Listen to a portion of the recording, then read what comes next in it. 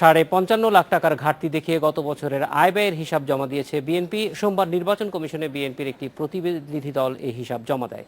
২০১৪ সালে বিএনপির আয় হয়েছে ২,৮৭ লাখ টাকার কিছু বেশি, আর খরচ হয়েছে ৩ কোটি টাকা।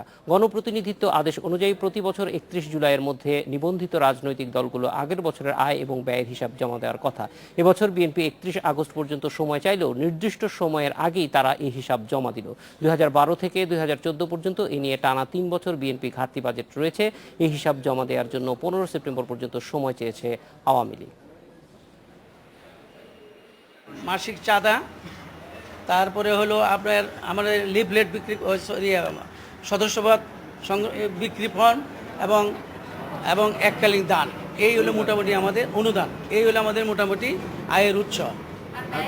ব্যয় উৎস হলো কর্মসূচি পালন, যাতায়াত, ট্রাভেলিং, কর্মকর্তা কর্মচারীদের বেতন, মাসিক বেতন, ডেকোরেশন এবং বিভিন্ন অনুষ্ঠানে যে সমস্তগুলো আমরা অনুষ্ঠান কর্মসূচি পালন করা হয়েছে সেগুলো হলে এই খাতেরই অন্তর্ভুক্ত।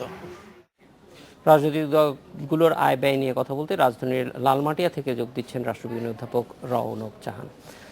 স্বাগত রওনক জাহান। আমরা যদিও আয় ব্যয়ের হিসাবটাই একরকমের হিসাব আমরা পাই, কিন্তু রাজনৈতিক দলগুলো আসলে কিভাবে চলে, কিভাবে তারা তাদের পরিকল্পনা করে, এই বিষয়গুলি আমরা প্রায় অন্ধকারেই থাকি। আপনি দীর্ঘদিন যাবৎ বাংলাদেশের রাজনৈতিক দলগুলোকে দেখছেন, একটু আমরা জানতে চাই যে এই দলগুলি আসলে মানুষের কাছে তাদের যে পরিচয়টা, তাদের যে কর্মকাণ্ডটা, সেটা কিভাবে তুলে ধরে এবং আসলে কিভাবে তুলে ধরলে পরে মানুষের জন্য দলগুলোকে বোঝা আরো সহজ হতো।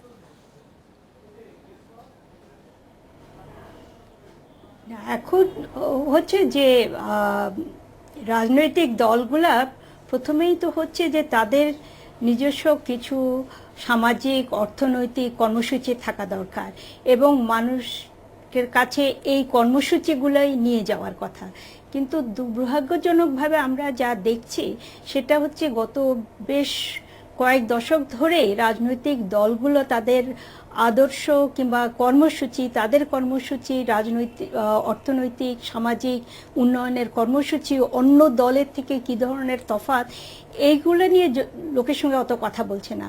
রাজনৈতিক কর্মীরা বেশিরভাগই যুক্ত থাকে যে বিভিন্ন রকমের দিবস প্রতিপালন করার জন্য, কারো জন্মদিবস, কারো মৃত্যু দিবস, শুধু এই সমস্ত সিরিমোনিয়াল কিছু কাজেই তারা ব্যস্ত থাকে। অতএব মানুষকে যদি রাজনৈতিক দলের পক্ষে আনতে হয় তাহলে রাজনৈতিক দলগুলোকে জনগণের কাছে তাদের যে উদ্দেশ্য কি, তারা ক্ষমতায় গেলে কি ধরনের অর্থনৈতিক কর্মকাণ্ড করবে কিংবা সামাজিক পরিবর্তন করবে, এগুলাই লোককে বোঝানো দরকার।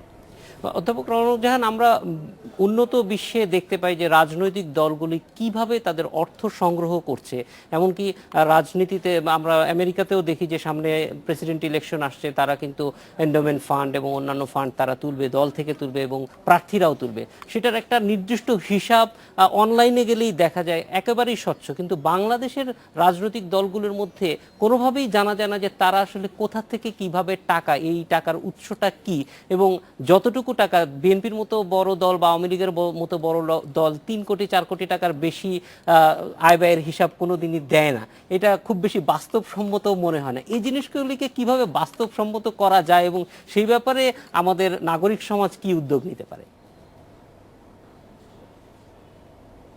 আমি বলবো যে এ সম্পর্কে প্রথমে আমাদের নাগরিক সমাজের কাছে আমরা সাধারণত তো এই খবরগুলা পাই না, কারণ ইলেকশন কমিশনের কাছে যেই অডিটেড রিপোর্টস, আয় ব্যয়ের হিসাব দলগুলার যা দেওয়ার কথা, সেগুলা সাধারণত নাগরিক সমাজ অতটা পায় না। প্রথম কথা যেটা আপনি বললেন যে যেই রকম হিসাব দেয় সেটা আমরা সবাই জানি যেটা একেবারেই বাস্তবসম্মত নয়। প্রত্যেকটা নির্বাচন এবং দল চালাতে আমরা জানি অনেক বেশি টাকার দরকার, এবং যে জন্য আমরা এটাও জানি যে ক্রমশই দলগুলোর মধ্যে বড় বিজনেসম্যান কিংবা অন্যান্য যাদের টাকা পয়সা আছে তারাই এখন দলগুলোর মধ্যে অনেক প্রভাব খাটাচ্ছেন। এটা বিদেশেও আছে যে রাজনীতি এখন অনেক একটা ব্যয় সাপেক্ষ ব্যাপার হয়ে গেছে। কিন্তু যেটা আপনি আগে বললেন যে আমেরিকাতে এটার জন্য কিছু নিয়ম আছে যে কে কতটা চাঁদা দিতে পারবে, সেগুলা বেঁধে দেওয়া হয়েছে। কত এটার একটা কোনো অবাস্তব কোনো লিমিট রাখেনি, কিন্তু প্রত্যেকটা গোষ্ঠী কতটা চাঁদা দিতে পারবে সেটার একটা লিমিট করা হয়েছে। আমাদের দেশেও আমরা জানি যে রাজনৈতিক দল করতে, কর্মকাণ্ড করতে অনেক খরচ লাগে, অতএব খরচটা আমরা যেইটা বেঁধে দেব সেটা অনেক বাস্তবসম্মত হওয়া উচিত। তার মানে আরও বেশি তাদের খরচ দরকার, সেটা আমার মনে হয় তাদেরকে অ্যালাউ করা দরকার। কিন্তু কোনো গোষ্ঠী কিংবা কোনো ব্যক্তি যাতে অনেক বেশি টাকা না দিতে পারে সেটার জন্য একটা ব্যবস্থা করা দরকার, এবং প্রত্যেকটা জিনিস অনেক যাতে যে কোনো সময়ে যে কেউ চাইলেই যাতে দলগুলার ওয়েবসাইটে গেলে যাতে ওই খবরগুলা লোকে পায় সেটার ব্যবস্থা করা দরকার। এবং যখন মনে হবে যে এগুলো বাস্তবসম্মত নয় সেটা নিয়ে অনেক আলোচনা করে দলগুলোর উপর একটা চাপ সৃষ্টি আমাদের করতে হবে। চাপ সৃষ্টি করার বাইরে নাগরিক সমাজ তো আর এর বেশি বেশি কিছু করতে পারে না। অধ্যাপক রওনক জাহান, আমাদের সঙ্গে যোগ দেওয়ার জন্য অনেক ধন্যবাদ।